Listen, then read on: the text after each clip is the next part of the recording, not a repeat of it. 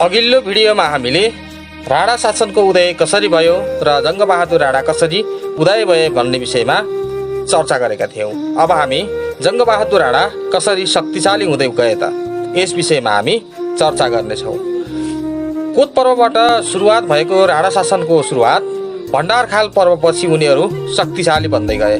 कोत पर्वपछि जङ्गबहादुरलाई रानीले आफ्नो राजा रणेन्द्रलाई राजा बनाउन आग्रह गरिन् तर जङ्गबहादुर राणाले रानीको प्रस्तावलाई अस्वीकार गरे।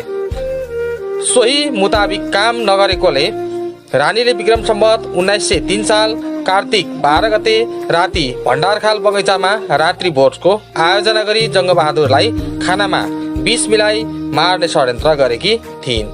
तर त्यो कुरा जङ्गबहादुरका गुरु विजयराज पण्डितले थाहा पाई जङ्गबहादुरलाई खबर गरेपछि जङ्गबहादुर भाइ भारदार सहित भण्डारखाल बगैँचामा प्रवेश गरी अभिमान सिंह बस्नेतको छोरा वीरध्वज बस्नेत सहित 40 जनाको हत्या गरी रगतको खोलो बगाइदिई राणा शासनको थप पिटा थप्ने काम गरेको बताइन्छ। घटनालाई भण्डारखाल पर्व भनिन्छ। यो पर्व बागेश्वरीमा भएको थियो।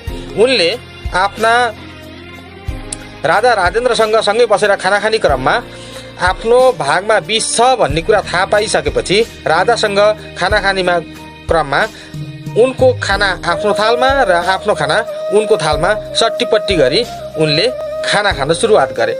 तर राजालाई थाहा थियो कि जङ्गबहादुर राणाको खानामा विष छ भन्ने, अनि प्रधानमन्त्रीको खाना आफूले नखानी भनिसकेपछि त्यो विषयमा विवाद उत्पन्न भएर जङ्गबहादुर राणाले पुनः त्यही स्थानमा 40 जनाको हत्या गरी आफू अझै शक्तिशाली बन्दै गए, जसमा बस्नेत खलक मात्र मरेकाले बस्नेत पर्व पनि भनिन्छ। त्यसपछि रानी राज्यलक्ष्मीलाई जङ्गबहादुरले जेल हाल्ने भने राजा राजेन्द्र भागेर भारत पुगेका थिए। यसरी राणाहरू शक्तिशाली बन्दै गएका थिए। जङ्गबहादुर राणाका कान्छा छोरा वीरजङलाई गर्वे जनरल भनिन्छ र रानीले आफ्नो इच्छा जङ्गबहादुर राणाले पुरा नगर्ने चालामाला देखे जङ्गबहादुरको हत्या गर्न बनाएको योजनालाई जङ्ग अन्त्य योजना पनि भनिन्छ। यस्तै नयाँ इतिहास सम्बन्धी जानकारीको लागि मेरो आइडीलाई फलो गर्न नभुल्नुहोला।